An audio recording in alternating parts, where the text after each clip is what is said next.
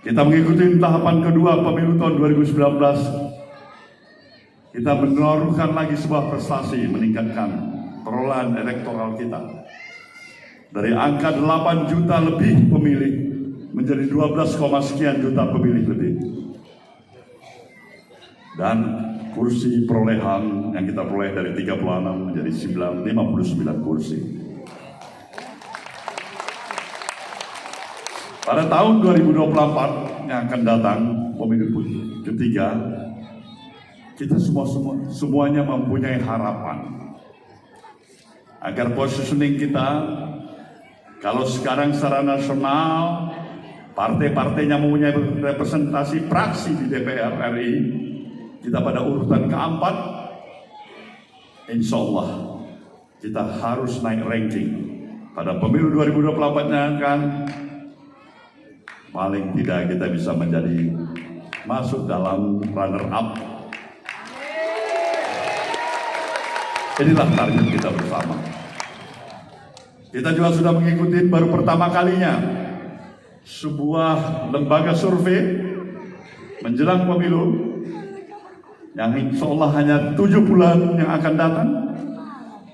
Dan pernah terjadi pada pemilu 2014, 7 bulan yang mendatang pemilu atau mendekati pemilu. Demikian juga 7 bulan mendekati pemilu pada tahun 2019.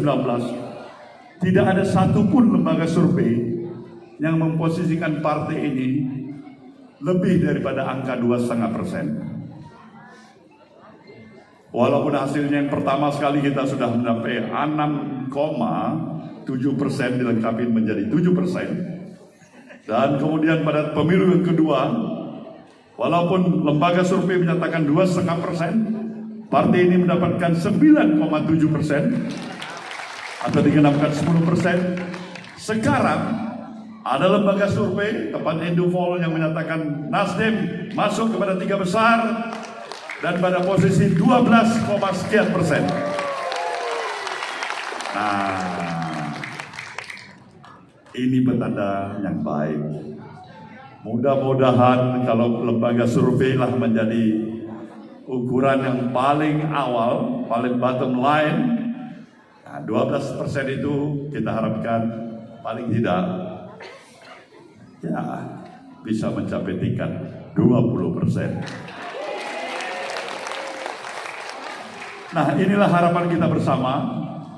Dan dari pemahaman apa yang saya pahami selaku ketua umum partai ini, konsolidasi yang terus-menerus dilakukan oleh para kader Nasdem, dimotorin oleh para fungsionaris partai, baik di daerah wilayah Pulau Jawa maupun di luar Pulau Jawa, ini amat sangat membesarkan hati kita. Sebagai gambaran pada saudara, khususnya di daerah provinsi seluruh Sulawesi, ada 6 provinsi. Kita boleh mentargetkan keluar sebagai partai pemenang sedikitnya di 5 provinsi, di 6 provinsi Sulawesi Selatan ini. Kita mempunyai chances untuk arah itu, artinya memungkinkan. Paling tidak bukan hanya target Sulawesi Selatan yang ingin tampil dalam target sebagai partai pemenang di wilayah Sulawesi Selatan ini. Di sini hadir Saudara Ketua DPW Provinsi Sulawesi Tenggara, saya minta berdiri, Saudara Ali Masih.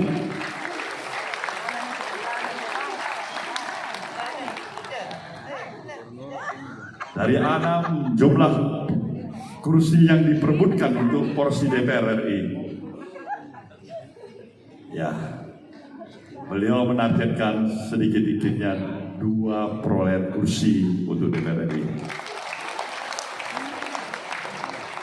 Nah, target berikutnya adalah Sulawesi Tenggara. Kita harapkan mempunyai target dan keberhasilan sebagai partai pemenang di wilayah Sulawesi Tenggara. Kita juga mempunyai seorang tokoh kita yang kebetulan adalah keluarga dekat dengan Wakil Ketua Umum, menjadi Ketua DPRD sekaligus Ketua DPP Provinsi Sulawesi Tengah. Dari hasil laporan yang saya terima Sulawesi Tengah juga mempunyai target yang sama sebagai partai pemenang di Provinsi Sulawesi Tengah. Dengan jumlah kursi yang lebih besar dari Sulawesi Tenggara. Artinya ada target 3 kursi DPR RI dari sana. Nah, kalau saja Gorontalo dipimpin oleh saudara Rahmat Gobel bisa menjadi partai pemenang juga. Nah, saudara sudah katakan ada Sulawesi Selatan, ada Sulawesi Tenggara, ada Gorontalo, ada Sulawesi Tengah. Sedikit-dikitnya ada 4. Dan menyusul kita harapkan Sulawesi Barat. Nah, ini gambaran kita sekilas lintas untuk wilayah Sulawesi.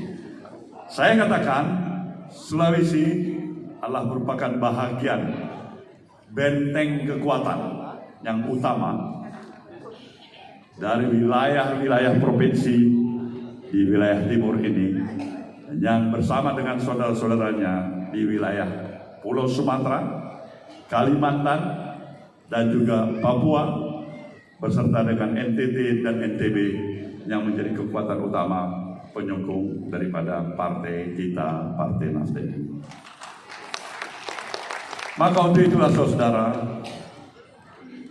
partai memerlukan keteguhan hati saudara, semangat dan kemampuan profesionalisme yang saudara miliki. Partai harus mampu menawarkan kemampuan, ide, gagasan yang bisa diwujudkan, membagikan sebuah sumbangsi yang kita berikan kepada masyarakat kita. Nasdem hari ini bukan dianggap sebagai partai, sebagai bahagian sekedar pelengkap dari institusi partai-partai politik yang ada. Nasdem menjadi sorotan daripada seluruh aktivitas media massa yang ada, baik berita-berita yang positif maupun berita-berita yang negatif. Itu memberikan sebuah tantangan tersendiri bagi kita, bahwasanya pusat perhatian dari komponen dan elemen masyarakat, khususnya aktivitas kegiatan media massa yang ada, tertuju kepada Nasdem. Maka kemampuan kita untuk mampu memerankan posisi kehadiran kita sebagai kader-kader partai tentu amat menentukan sekali. Saya berharap sangat seluruh fungsi dan peran arti kehadiran saudara sebagai kader, dan secara khusus para bakal calon anggota legislatif yang saya yakini merupakan ujung tombaknya yang akan mampu membawa dan memerankan posisi peran untuk membesarkan partai ini ke depan, haruslah bisa benar-benar memberikan nilai keteladanan dan membesarkan image yang positif atas kehadiran saudara di Partai Nasdem ini. Saya yakin dan percaya kehadiran saudara bergabung ke dalam partai ini dan bersedia untuk dicalonkan sebagai calon anggota Dewan Perwakilan Rakyat, baik untuk tingkat nasional, wilayah, kabupaten, dan kota, adalah didasari oleh keterpanggilan hati saudara, bukan karena keterpaksaan. Partai ini jelas ingin memberikan sesuatu yang amat sangat berarti bagi kelangsungan kehidupan kebangsaan kita. Partai ini tetap ingin mempertegas bahwasanya obsesi dan idealismenya agar Indonesia bisa berjalan secara konsisten dengan cita-cita proklamasi kemerdekaan yang kita telah miliki. Maka ketika kita ingin memperjuangkan konsistensi, semangat dan nilai-nilai kebangsaan dan nasionalisme yang seutuhnya itu,